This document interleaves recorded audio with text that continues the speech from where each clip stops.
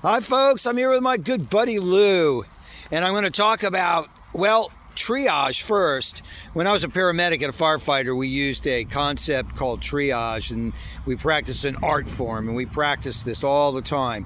So that whenever we ended up at a multi-casualty scene or at a multi-building fire, multi-dwelling units, especially family dwelling units, which rescues need to be made first, when do we start the suppression, we triage that and we make those decisions. We got to make them quick. We make them, a lot of them are split-second decisions that we have to make.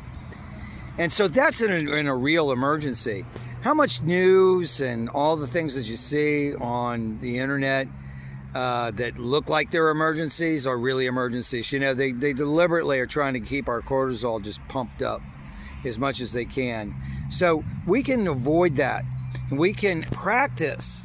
We're not zebras, of course, and we're not automatically going to be able to reduce our cortisol levels to normal, our adrenaline levels to normal, but we actually can get control of it if we practice it. And it's just a few little mind exercises that we need to do to help us practice this and to get it right, so that we can help ourselves stay healthy by not having so much stress.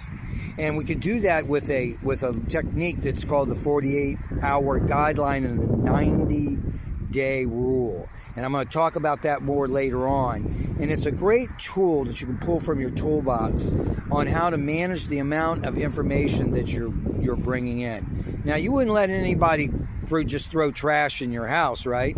So why would you let media and social networking and the internet do that in your head? So we're going to talk more about that later on in the video that I'm going to post later, about how we can utilize these two concepts that really work well. We used it in the fire department all the time in order to manage ourselves, because, you know, we've got to be able to go on that next call, even though we went on the bad fire or we had to go on the bad Lou keeps walking out of the out of the lens.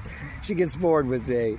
Even though we would go on these bad calls, these bad events, and we'd have to, you know, give it our all, we still had to work a 24-hour shift. So we're going to learn how we can compartmentalize and compartmentalize